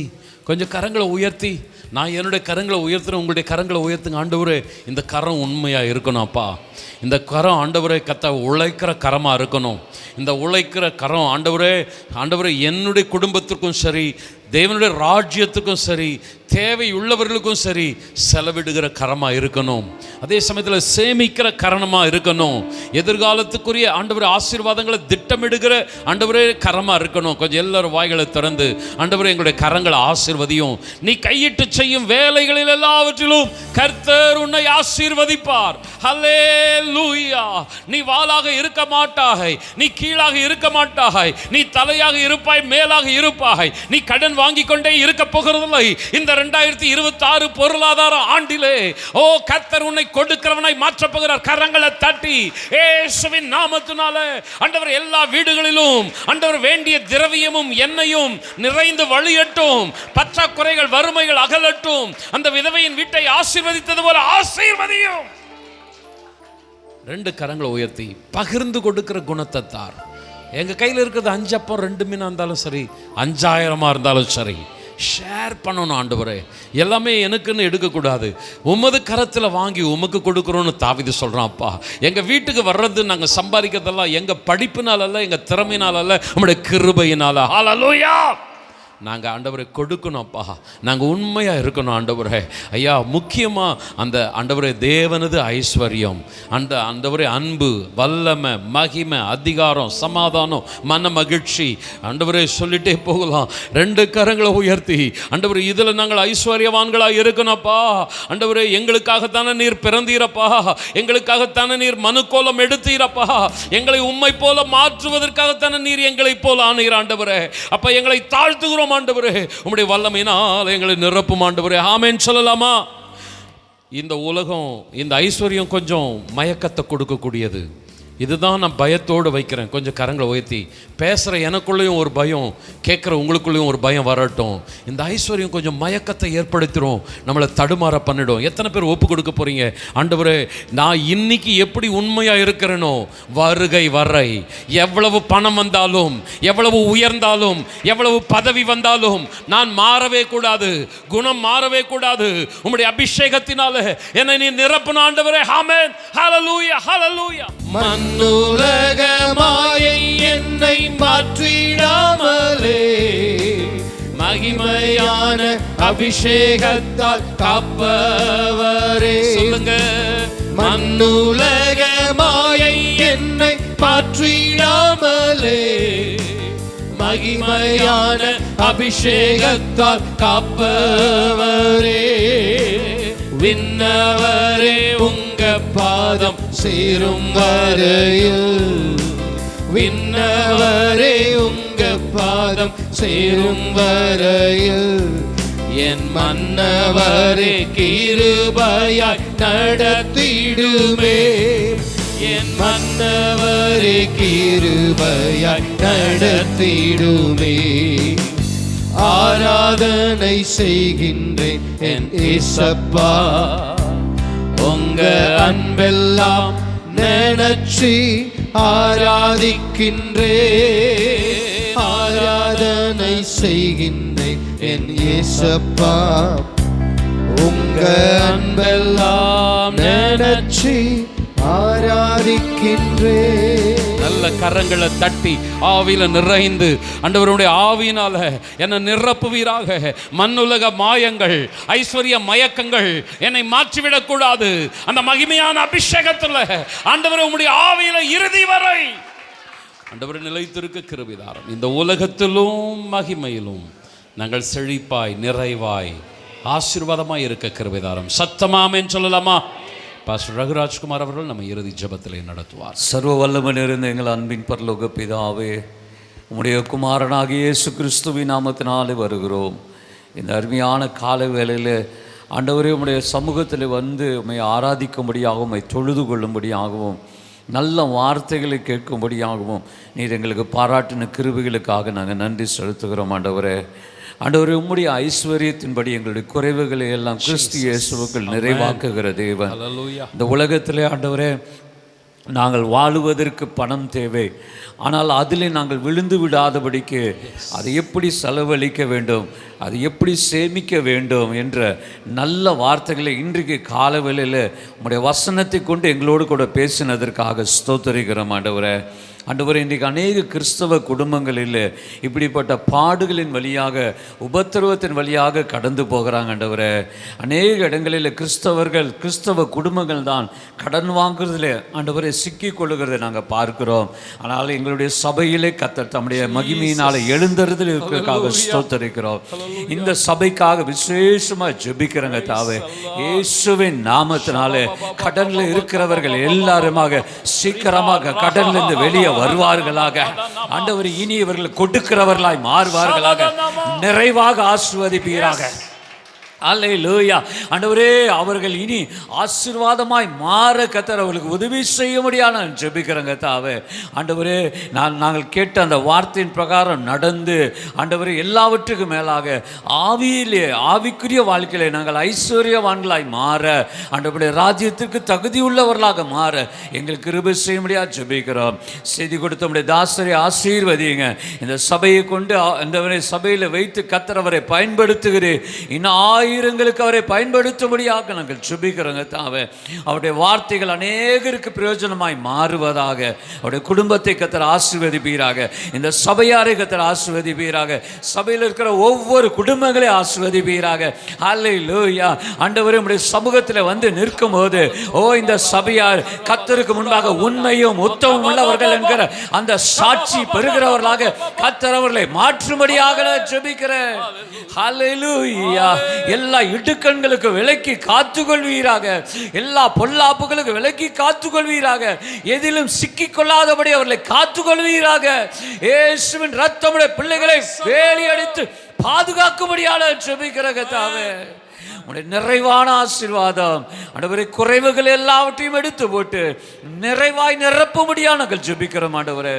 தொடர்ந்து ஆவியானவர் எங்களோடு கூட இருங்க ஆண்டவரே. இனி வருகிற நாட்களில் இந்த வருஷம் முடிவதற்குள்ளாக அநேகர் இந்த கடன்லேருந்து வெளியே வந்து ஆண்டவரே சொந்தமாக அல்லேலூயா சுயமாக தங்களுடைய கால்களில் நிற்கத்தக்கதாக, மற்றவர்களுக்கு உதவியாளர்களாக, மற்றவர்களுக்கு உதவி செய்கிறவர்களாக ஆண்டவரே, பிறரை தாங்குகிறவர்களாக, ஏழை எளியவர்களை ஆண்டவரை தாங்குகிறவர்களாக, சபையை தாங்குகிறவர்களாக, ஊழியர்களை தாங்குகிறவர்களாக இந்த சபையை கர்த்தர் மாற்றும்படியாக நான் ஜெபிக்கிறேன் ஆண்டவரே. இந்த சபை மலையின் மேல் இருக்கிற பட்டணமாக உயர்த்தப்படுவதாக, தண்டின் மேல் இருக்கிற விளக்காக, அநேகருக்கு ஒளி கொடுக்கிறவர்களாக மாற்றும்படியாக ஜெபிக்கிற கர்த்தாவே. இருள் நீங்கட்டும், வெளிச்சம் வரட்டும். உம்முடைய ஐஸ்வரியத்தினால் அவர்களை நிரப்புவீராக. ஆவியானவர் தொடர்ந்து எங்களை வழி நடத்துங்க. சகல நன்மையினாலே நிரப்புவீராக. சகல மகிமையும் கனமும் துதியும் ஒருவருக்கு மாத்திரம் செலுத்துகிறோம். இயேசுவின் நாமத்தில் கேட்கிறோம் ஜீவனில் நல்ல பிதாவே. சேர்ந்து சொல்லுவோம், என் ஆத்துமாவே கர்த்தரை ஸ்தோத்திரி, என் முழு உள்ளமே பரிசுத்த நாமத்தை ஸ்தோத்திரி, என் ஆத்துமாவே கர்த்தரை ஸ்தோத்திரி. கர்த்தர் செய்த சகல உபகாரங்களை மறவாதே. ஆமென். நம்முடைய கர்த்தராகிய இயேசு கிறிஸ்துவின் கிருபையும் பிதாவாகிய தேவனது அன்பும் பரிசுத்த ஆவியானவருடைய ஐக்கியமும் வழி நடத்துதலும் நம் அனைவரோடு கூட விசேஷமாய் இந்த புதிய பொருளாதார ஆண்டிலே, நம்முடைய பிரயாசங்களிலே, நம்முடைய எல்லா உழைப்புகளிலே அவரது நிறைவான ஆசீர்வாதம் தங்கியிருந்து வழி நடத்துவதாக. ஆமென். Praise the Lord. கர்த்தர் உங்களை ஆசீர்வதிப்பாராக.